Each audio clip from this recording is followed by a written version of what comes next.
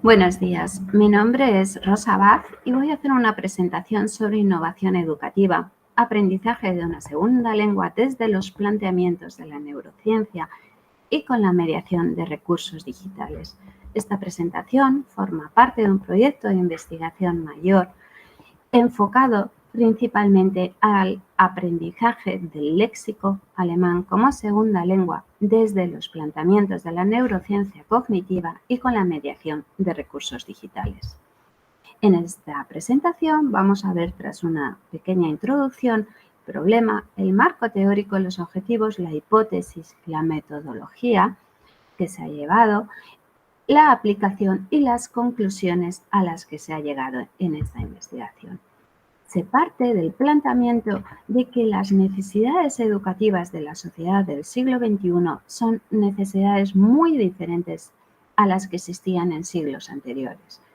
Si bien es cierto que la enseñanza, el aprendizaje de idiomas ha sido objeto de investigación desde civilizaciones tan antiguas como que datan del año 3000 a.C., no hay un consenso globalizado sobre qué método es el más adecuado para la enseñanza-aprendizaje de un idioma. Lo que sí que es cierto es que hoy en día vivimos en una sociedad globalizada, como decía antes, con un gran desarrollo tecnológico que exige unas necesidades educativas que pasan por el aprendizaje de idiomas y la competencia digital para asegurar la plena integración del individuo en esta nueva sociedad. Los problemas de los que se parten son fundamentalmente la observación de dificultades de aprendizaje de lenguas extranjeras en los alumnos y la utilización de estrategias de enseñanza-aprendizaje bastante tradicionales basadas fundamentalmente en la utilización del manual del libro de texto. Se observa también falta de motivación, de interés, de satisfacción en los alumnos y una percepción, una autopercepción negativa, baja, sobre la competencia lingüística que tiene para comunicarse a la hora de comunicarse en la lengua meta. Se parte de un marco teórico de la neurociencia cognitiva interpretada como una disciplina que tiene un carácter interdisciplinar en la que ciencias como la biología, la filosofía, la física, la química, la informática trabajan de manera conjunta para comprender y entender mejor cómo funciona el cerebro en el proceso de aprendizaje, qué conexiones neuronales se producen para que este proceso tenga lugar.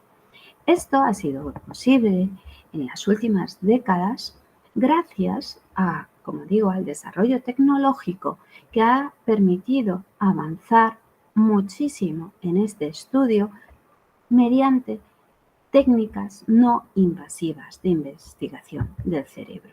Así, hoy en día conocemos el funcionamiento del cerebro en estos procesos de aprendizaje, cómo el individuo se adapta al entorno a partir del aprendizaje y todos aquellos aspectos emocionales que son muy importantes y que están involucrados en este aprendizaje. Y es que el cerebro es un órgano de una gran complejidad. Algunos autores incluso llegan a afirmar que es la realidad más compleja que existe. Y es que al nacer, el cerebro de un neonato pesa unos 350 gramos y llega a alcanzar un peso de 1000-1500 en edad adulta. El cerebro alberga 100.000 millones de neuronas. Este número no es estático, estas neuronas están permanentemente perdiéndose y generándose otras nuevas en un proceso denominado neurogénesis.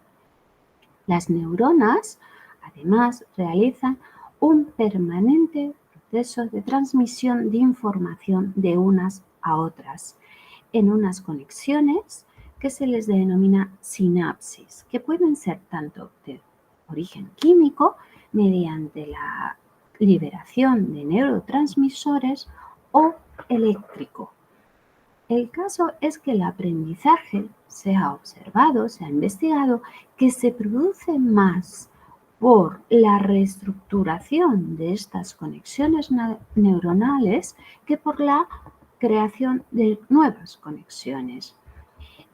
El cerebro tiene dos hemisferios, derecho e izquierdo. El hemisferio derecho controla el lado izquierdo del cuerpo y el hemisferio izquierdo el lado derecho. Además, tiene 4 lóbulos, el occipital, el parietal, el temporal y el frontal.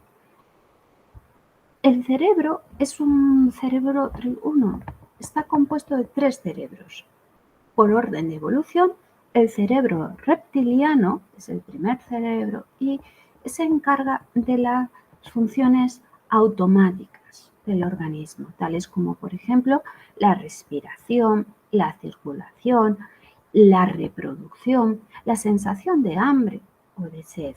Por encima del cerebro reptiliano tenemos el cerebro límbico, muy importante para el aprendizaje. Es el responsable de la motivación, pero también de la atención, de la sexualidad también, del sueño. Por encima del cerebro límbico tenemos el neocórtex, que es el cerebro que nos define como especie.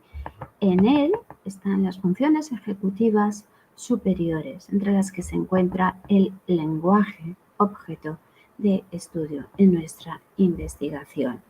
Pero, además del lenguaje, tenemos las funciones ejecutivas de planificación, de razonamiento, de control inhibitorio, de atención y resolución de problemas. En el cerebro, el lenguaje se ubica en áreas corticales denominadas, por ejemplo, área de Broca. Esta área es la encargada de la articulación, de la producción articulada del lenguaje. El área de Wernicke es el área responsable de la comprensión del lenguaje. El área de Luria se encarga de la coordinación muscular del lenguaje escrito.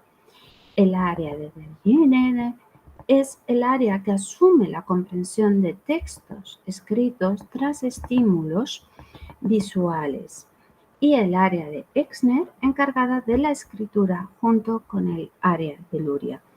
Todas estas áreas deben funcionar adecuadamente para tener un correcto funcionamiento neurolingüístico del cerebro.